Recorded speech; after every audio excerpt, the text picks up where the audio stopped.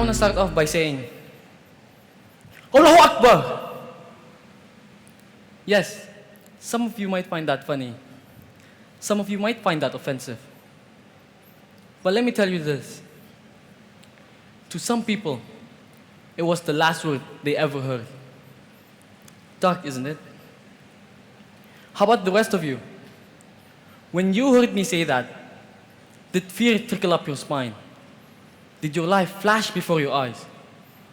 Did you think for 1 second that you were about to die? Or you'll be surprised by how one word can strike fear into the lives of millions of people. To me, no.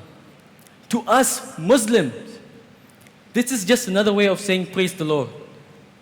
However, the media has turned it into a war cry. And here's why. September 11th, 2001, 2 planes deliberately crashed into and destroyed the Twin Towers in Manhattan, New York. 2 additional planes also crashed.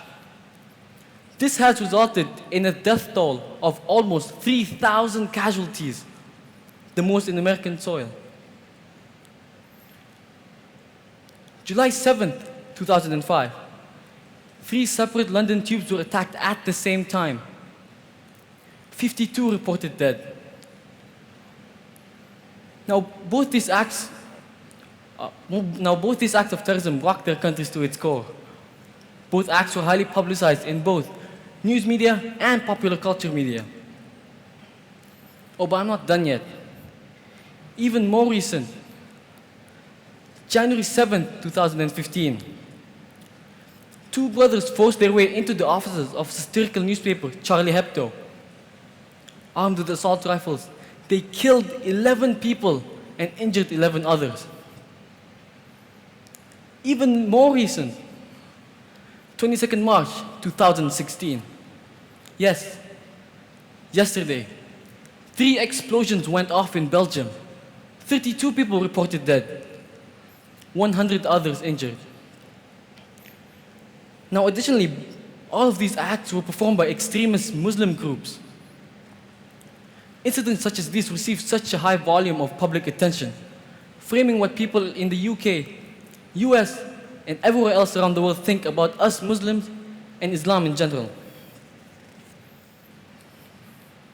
Today I stand forth not to persuade you on how Islam is the only true religion, but I'm here to convince you, to reassure you, and to defend the religion that I humbly follow. I believe that the actions of one does not represent the whole. I believe that the media is more concerned about reporting headlines before their competitors, rather than reporting the truth. This had put them in the heated seat for the brainwash of millions of people. Now, after the attack on Charlie Hebdo, local French press was littered with violent prejudice against Muslims. A plaster grenade hit a mosque in Le Mans, and shots were reportedly fired at several other mosques across the country. Some mosques were even vandalized with spray-painted slogans ranging from Arabs get out to swastikas, comparing us to the actions of the Nazis, making us feel like some kind of monster. Now in Corsica, intestines and the head of a wild boar was found hooked to the door of a Muslim prayer room. Look at this and tell me who's the monster. These images you're seeing behind me is just events happening in France. Can you imagine how many more there are around the world? Look at what our world has become. People around the world are mistaking Muslims for extremists. They assume that we are all the same. Now, I have found various articles online that is involving a Muslim in an event. Take a look at this headline. Look at how the attacker is contrasted from the victim. They use Muslim as a modifier to separate the 2 boys. Generalizing Muslim are violent people. I mean, he's still only a kid. Now I have to admit, I wasn't fully honest with you all at the start. My full name is Muhammad Daffa Alifian. Knowing this, you would automatically assume that I am a Muslim. And you're right. But would this have changed your first impression of me? My point being, how is a person's religious background relevant to a situation like this? There are probably Christian or Jewish thugs roaming around England committing crimes. But how come they're never mentioned? Why is that? You tell me. Now, are you all familiar with the term Islamophobia? Well, it's simply the hatred or fear towards Muslims and Islam. In the US, there have been a growing number of Islamophobes. And I think this is due to the upcoming presidential election, which has resulted in various extreme measures, especially from one candidate, Donald J. Trump. His views of Islam has made him a racist figure in the media, especially because of his most recent campaign promise, which was to ban Muslims from entering the US. You compare us to the Nazis when you're blinded by the fact that Donald Trump could be potentially turning into the new Adolf Hitler. This superficial statements he's making has made him a likable figure in the eyes of the Republicans. But it has also made him one of the most hated person in the world. To me, he is a demagogue whose political ambition is rooted by his narcissism, rather than the desire to improve the lives of Americans.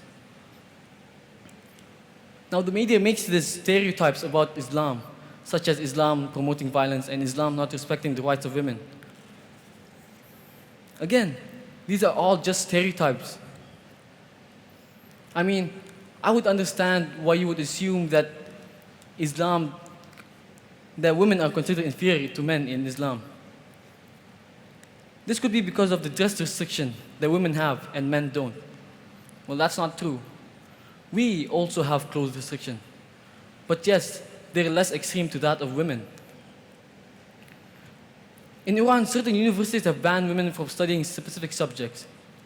In Saudi Arabia, women aren't allowed to drive.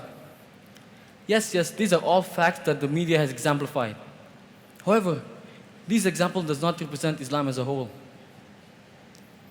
In fact, Muslim-majority countries such as Indonesia, Pakistan, Senegal, and Turkey have all elected a woman as head of state.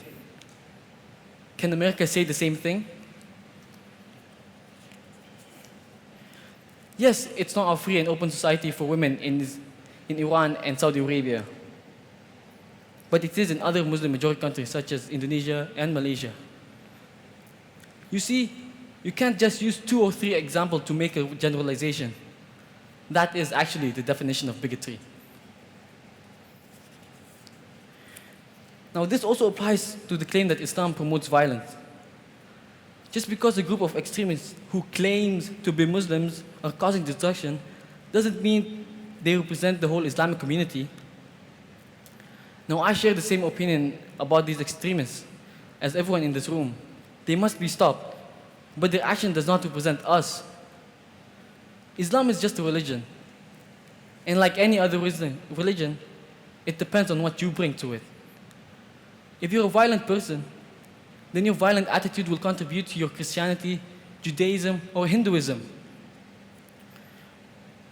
There are Buddhist monks in Myanmar slaughtering children. Does this mean Buddhism promotes violence? No, it doesn't. The KKK is a Christian group. Does this mean Christianity promotes violence? Again, no, it doesn't. You see, this is what I mean. You can't paint us with a single brush, assuming that we are all the same. Muslims are not the problem here.